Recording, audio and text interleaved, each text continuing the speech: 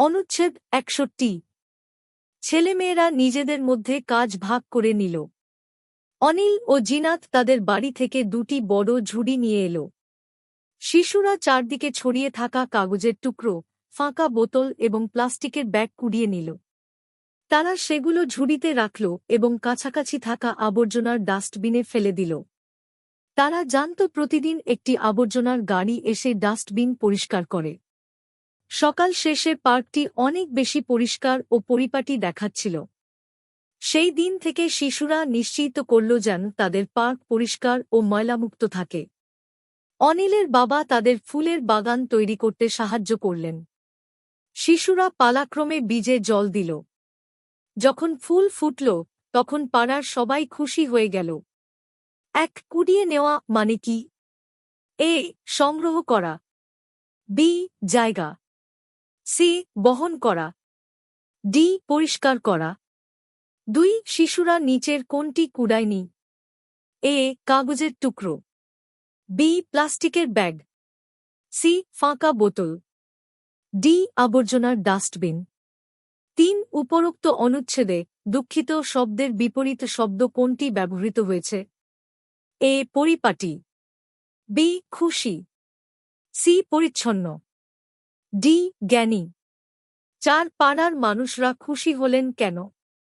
এ, তারা পার্কে হাঁটতে পারত। বি, পার্কটি ময়লামুক্ত হয়েছিল। সি, পার্কে ফুল ফুটেছিল। ডি, শিশুরা নিজেরাই সাহায্য করেছিল।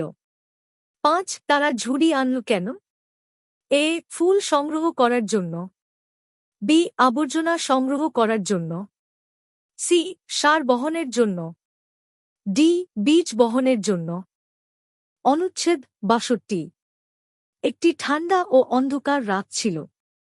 রাস্তায় হাঁটতে হাঁটতে আমি শুনলাম একটি মহিলা চিৎকার করছে, বাঁচাও, বাঁচাও। আমি থেমে চারদিকে তাকালাম। বেশিরভাগ বাড়িতে আলো ছিল না।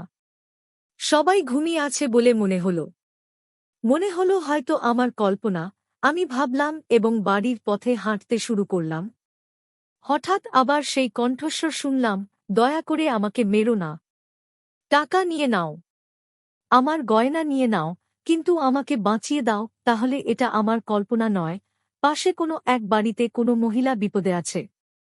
আমি অবশ্যই তাকে সাহায্য করব। আমি দৌড়ে বাড়ির দরজার কাছে গেলাম এবং সমস্ত শক্তি দিয়ে দরজাটা ঠেলে খোলার চেষ্টা করলাম। তুমি কে? কি চাই তোমার? একজন লম্বা লোক আমার দিকে এগিয়ে এল। ওই মহিলা কোথায়? আমি চেঁচিয়ে উঠলাম। কোন মহিলা? তুমি কি পাগল? আমি এখনো শোবার ঘর থেকে কান্নার শব্দ শুনতে পাচ্ছিলাম। তাই আমি দৌড়ে ঘরে ঢুকলাম, খুঁজলাম কিন্তু কোনো মহিলা দেখতে পেলাম না। রেডিও চালু ছিল। আমি ঘোষককে বলতে শুনলাম, আপনারা শুনছিলেন একটি রেডিও নাটক, স্ট্রেঞ্জার মার্ডার। এখন শুনুন পরবর্তী খবর। ১, এখানে আপনারা বলতে কাকে বোঝানো হয়েছে? এ, বর্ণনাকারী। বি, লম্বা লোকটি। সি, মহিলা। ডি, শ্রোতা। ২, বর্ণনাকারী কেন শোবার ঘরে ঢুকল? এ, কোনো মহিলার খুনিকে খুঁজতে। বি, মহিলাকে হত্যার হাত থেকে রক্ষা করতে। সি, খুনির সঙ্গে লড়াই করতে। ডি, রেডিও নাটক শুনতে। ৩, এই গল্পের রহস্য কে উদ্ঘাটন করল? এ, বর্ণনাকারী।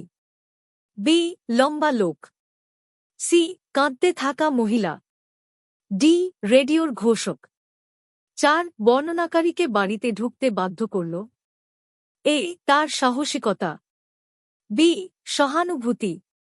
সি, বিপদে থাকা কাউকে সাহায্য করার ইচ্ছা। ডি, রহস্যময় গল্পের প্রতি আগ্রহ। ৫, সে ভেবেছিল সবাই ঘুমিয়ে আছে কারণ। এ, রাতটা ছিল ঠান্ডা। বি, বাড়িগুলিতে কোনো আলো ছিল না। সি, কেউ চিৎকারে সাড়া দেয়নি।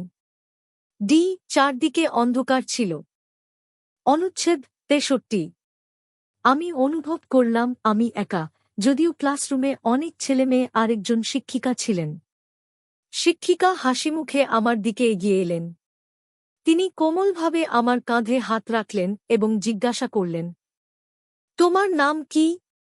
অভয়ঙ্কর আমি ফিস ফিস করে বললাম।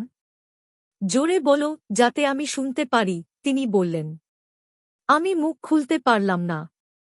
তারপর শিক্ষিকা আমাকে বললেন, তোমার নামটা কালো বোর্ডে লিখে দাও। আমি কালো বোর্ডের দিকে গেলাম, সাদা চোখ তুললাম, আর ঠিক তখনই আমার মাথা পুরো ফাঁকা হয়ে গেল। আমি আমার নাম জানতাম, আমি জানতাম কিভাবে লিখতে হয়, কিন্তু এত ছেলেমেয়ে আর শিক্ষিকার সামনে দাঁড়িয়ে আমি অস্বস্তি অনুভব করছিলাম। এক ফিস ফিস শব্দটির অর্থ। এ ধীরে বলেছে। বি জোরে বলেছে। সি চুপ থেকেছে। ডি কিছু বলেনি। দুই ছেলেটি তার নাম লিখতে পারেনি, কারণ সে একা ছিল।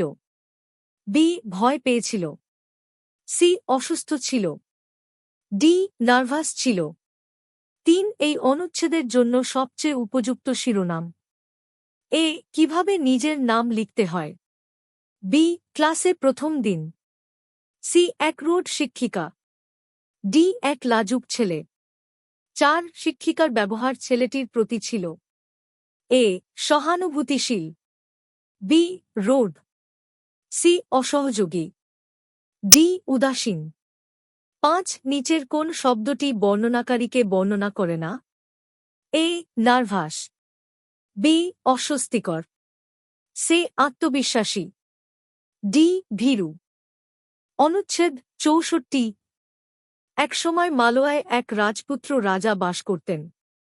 তার রাজ্য ছোট, শান্ত এবং শান্তিপূর্ণ ছিল। সেখানে বড় কোনো যুদ্ধ বা রাজনৈতিক সমস্যা ছিল না। তাই তার একমাত্র লক্ষ্য ছিল তার জনগণকে সুখী করা। এক বছর ভয়ঙ্কর খরায় পড়ে। ক্ষেতগুলো শুষ্ক ও ফাটল ধরেছে, গাছগুলো পাতাহীন।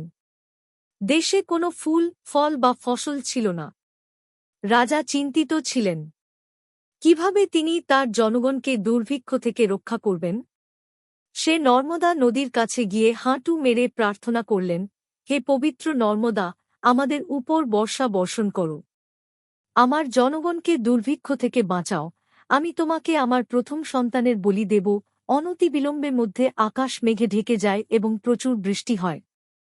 ভিজে জমিতে লাঙল দেওয়া হয়, বীজ বোনা হয় এবং কয়েক মাস পরে প্রচুর ফসল ফলায়।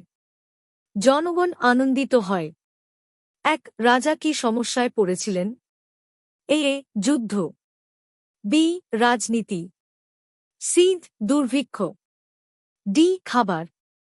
2 নিচের কোন বিবৃতিটি দেখায় রাজা তার জনগণকে ভালোবাসতেন?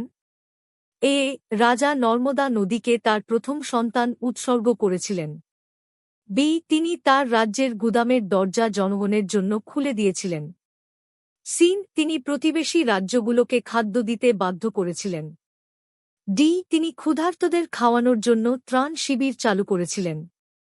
3 যখন খরার সময় হয়। এ প্রচুর বৃষ্টি হয়।